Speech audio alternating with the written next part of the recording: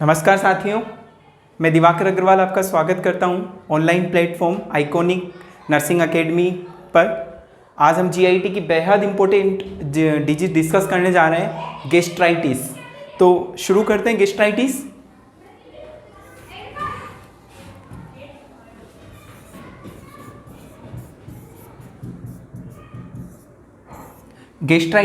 Gastritis शुरू करने के पहले मैं आपको एक छोटा सा ओवरव्यू दे देता हूँ स्टोमक का।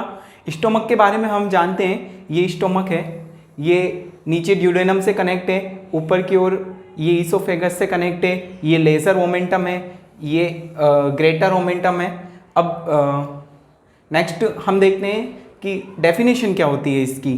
तो डेफिनेशन के बारे में हम देखेंगे कि जो गैस्ट्राइटिस है, इसकी जो म्यूकोसा लाइनिंग होती है, ये वाली लाइनिंग, इस म्यूकोसा लाइनिंग में अगर किसी तरह का डैमेज हो जाता है तो यहाँ पे HCl का प्रोडक्शन बढ़ जाता है। HCl का प्रोडक्शन जैसे जैसे बढ़ने लगता है, यहाँ पे इन्फ्लामेशन देखने को मिलेगी और इसी को हम बोलते हैं गैस्ट्राइटिस।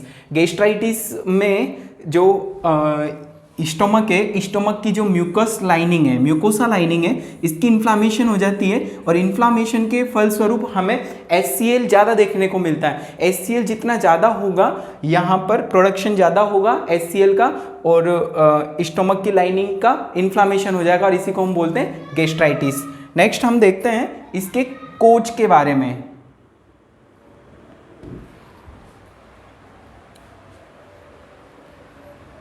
कोज के बारे में तो गैस्ट्राइटिस का जो सबसे इंपॉर्टेंट कोज होता है वो होता है हेलिकोबैक्टर पाइलोरी। हेलिकोबैक्टर पाइलोरी होता है, ये सबसे मोस्ट कॉमन कोज होता है गैस्ट्राइटिस का।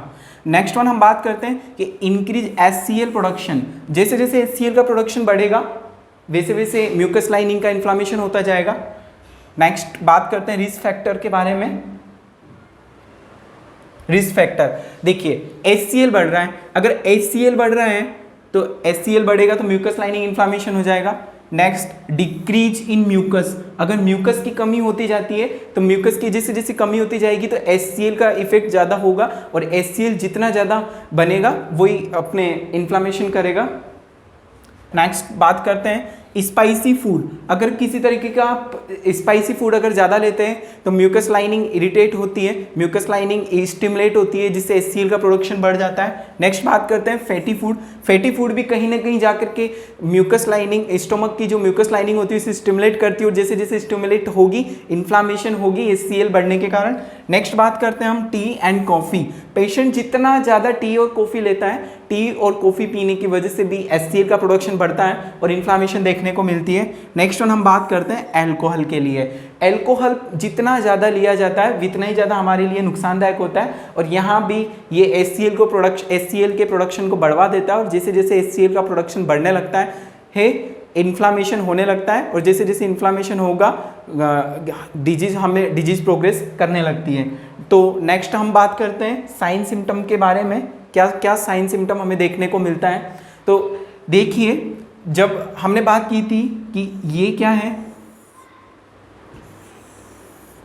हमारा स्टमक है। अब जब ये स्टमक की पूरी लाइनिंग डैमेज हो जाएगी तो यहाँ पे क्या होगा, बहुत ज़्यादा HCl होगा, बहुत ज़्यादा HCl होगा। अब ये HCl क्या करता है, बाकी हमारी जो म्यूकोसा होती है इसको जा करके इरिटेट करता है। जब ये इसको इरिटेट करेगा तो यहाँ पे क्या देखने को मिलेगा, हमें पेन होगा। साथ ही जब हमें पेन होगा तो हमें यहाँ पे वॉमिटिंग देखने को मिलेगी, और जब इतना ज़्यादा पेन और वॉमिटिंग होगा तो हमें भूख नहीं लगती और इसीलिए यहाँ पे एक सिम्टम देखने को मिलता है लॉस ऑफ एपेटाइट, या इसी को हम बोलते हैं एनोरेक्सिया। नेक्स्ट वन हम बात करते हैं एनोरेक्सिया होने के साथ ही यहाँ पे वीकनेस आएगी बॉडी के अंदर और गैस्ट्रिक इरिटेशन होगा HCl के कारण, गैस्ट्रिक पैन होगा, वॉमिटिंग होगी, नोजिया होगा, एनोरेक्सिया होगा, गैस्ट्रिक इरिटेशन होगा और बर्निंग सेंसेशन आएगा। इन सब के कारण हमें स्टोमक के कुछ सिम्टम देखने को मिलेंगे जिसमें पेन सबसे ज़्यादा इंपॉर्टेंट है, मोस्ट कॉमन सिम्टम होता है ये। नेक्स्ट वन हम बात करते हैं यहाँ पे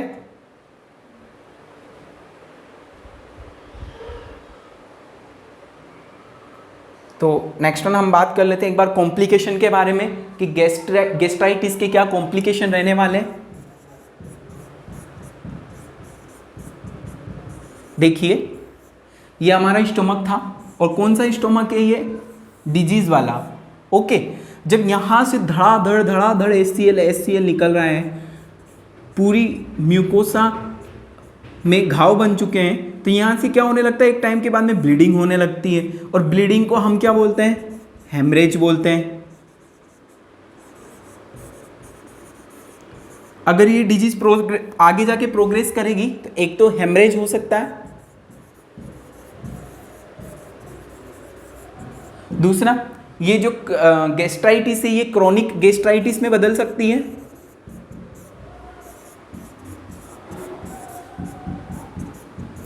नेक्स्ट अगर हम बात करें तो यहां पर पेप्टिक अल्सर भी देखने को मिल सकता है इसी के कारण। ओके, नेक्स्ट वन हम बात करते हैं इसकी डायग्नोसिस के बारे में। डायग्नोसिस कैसे करने वाले हम,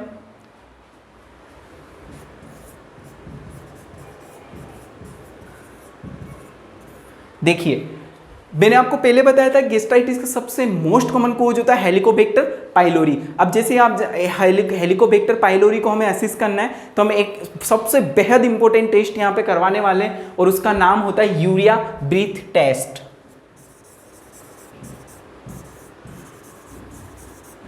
किसके लिए करते हैं ये, H पाइलोरी के लिए। नेक्स्ट हम देखेंगे कि यहाँ पे ब्लीडिंग हो रही थी तो हम CBC करवा सकते हैं।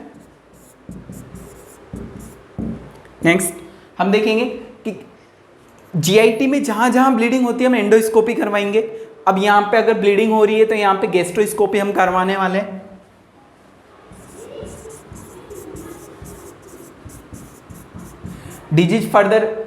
डिजीज आगे जाके कहीं पे कॉम्प्लिकेशन तो नहीं बना रही है, इसको चेक करने के लिए हम साइटोलॉजिकल एग्जामिनेशन करवाने वाले हैं।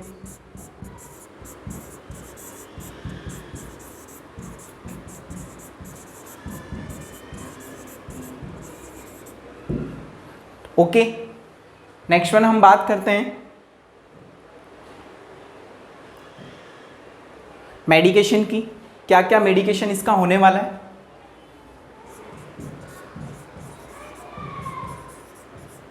तो देखिए जितनी भी बीमारियां होती हैं उसमें दो तरह का मेडिकेशन हमें देखने को मिलता है, एक नर्सिंग मेडिकेशन और एक मेडिकल मेडिकेशन और एक सर्जिकल मेडिकेशन। तो हम सबसे पहले बात करते हैं मेडिकल मेडिकेशन, मेडिकल ट्रीटमेंट में। तो मेडिकल ट्रीटमेंट में हम कुछ मेडिसिन देने वाले हैं।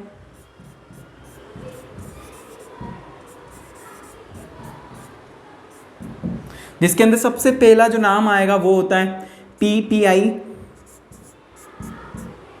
नेक्स्ट इसके अंदर आते हैं ओमेप्राजोल, लेंसोप्राजोल,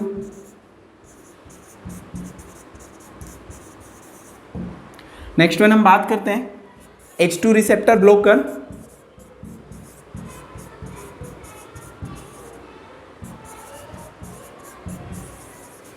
जिसके अंदर आते हैं सिमेटिडिन,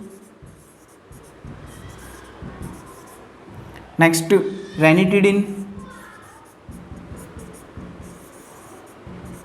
और H पाइलोरी के लिए जो एक आती है ट्रिपल थेरेपी और क्वाड्रेट थेरेपी।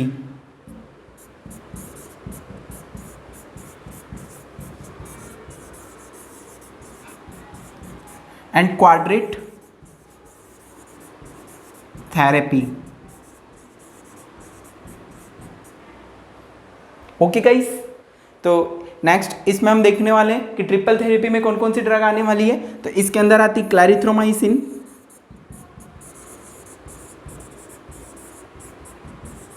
लैंसोप्राजोल,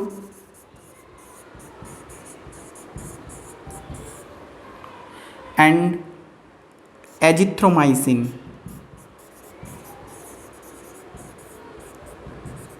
तो ट्रिपल थेरेपी में जो ड्रग्स हमें याद रखनी है उसके लिए एक ट्रिक है CLA। C से क्लैरिथ्रोमाइसिन, L से लैंसोप्राजोल, A से एजिथ्रोमाइसिन। नेक्स्ट हम बात करते हैं क्वाड्रेट थेरेपी के लिए। तो क्वाड्रेट से हमें याद रखना है क्वाड्रेट में कितनी ड्रग आएगी, 4 ड्रग। तो क्वाड्रेट से हम एक वर्ड याद रखेंगे टेट्रा, और टेट्रा से एक ड्रग है टेट्रासाइक्लिन। टेट्रासाइक्लिन, अच्छा टेट्रासाइक्लिन के बाद में टेट्रा से क्या याद रखेंगे मेट्रा, और मेट्रो से हम याद रखेंगे metronidazole.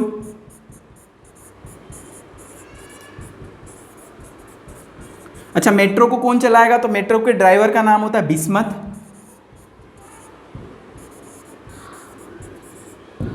Okay, and next one इसके अंदर जो आती है वो होती है लैंसोप्राजोल।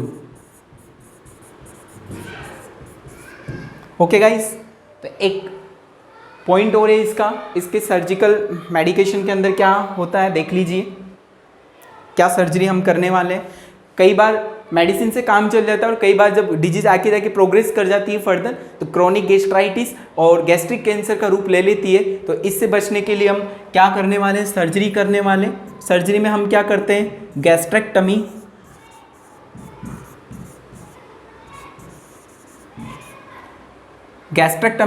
गैस्ट्रेक्टमी का मतलब क्या होता है? Removal of stomach. Okay guys, next, तो ये हुई हमारी गैस्ट्राइटिस। तो गैस्ट्राइटिस के बारे में एक ब्रीफ हम जानना चाहें तो क्या देखेंगे, एक बार देख लीजिए। यहां से हमने शुरू किया था गैस्ट्राइटिस। गैस्ट्राइटिस होता क्या है? स्टोमक की लाइनिंग में अगर किसी तरह की इन्फ्लामेशन हो जाती है, क्यों होती है? HCl का प्रोडक्शन बढ़ने के कारण। जैसे जैसे HCl का प्रोडक्शन बढ़ता जाएगा म्यूकस लाइन वीक होती जाएगी, म्यूकस लाइन खराब होती जाएगी, डैमेज होती जाएगी। तो यहाँ पे म्यूकस लाइन डैमेज होने से जो डिजीज होगी इन्फ्लामेशन के कारण, उसको हम बोलने वाले गैस्ट्राइटिस।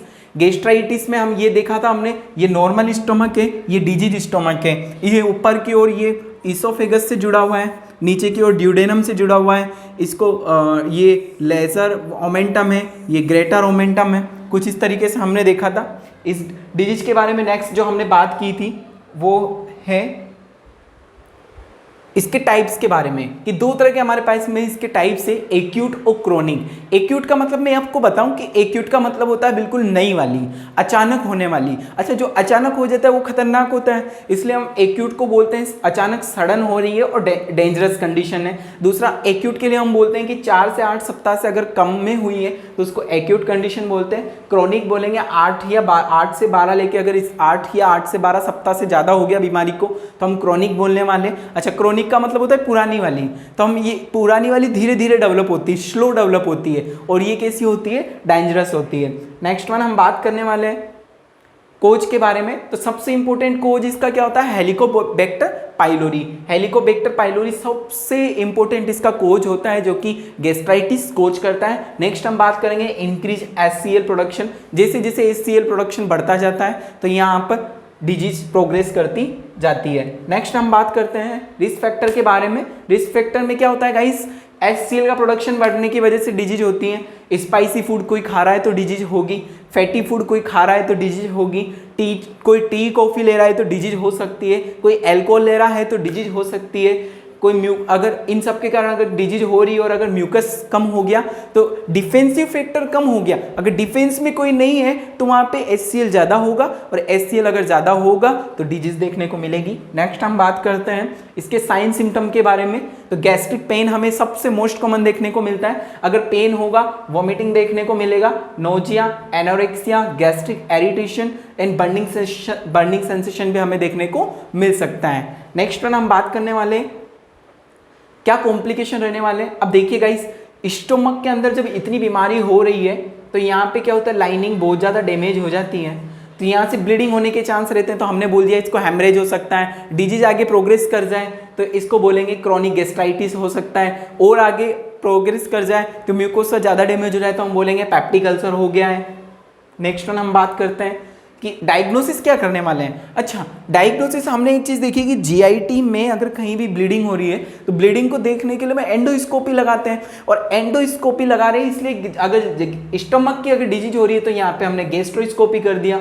हेलिकोबैक्टर पाइलोरी को असिस्ट करने के लिए, देखने के लिए जो सबसे इंपॉर्टेंट टेस्ट होता है वो होता है यूरिया ब्रेथ टेस्ट होता है। अगर ब्लीडिंग हो रही है तो CBC करवा लिया हमने, साइटोलॉजिकल एग्जामिनेशन करवा लिया कि कितना स्टमक डैमेज हुआ है।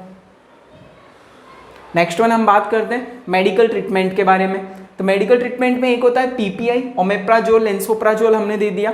ये क्या करता है कि एसिड को बनने से रोकता है, इनहिबिट करता है, कम करता है। नेक्स्ट वन हम बात करते हैं कि H2 receptor blocker H2 receptor blocker के अंदर आते हैं सिमेटिडिन, रेनिटिडिन। ये भी क्या करते हैं कि इंड्यूस रिड्यूस करते हैं, जैसे जैसे HCl कम होगा डिजीज सही होती जाएगी। Triple therapy and quadrate therapy, ये दोनों हमारे काम में आती है H पाइलोरी को डिस्ट्रॉय करने के लिए।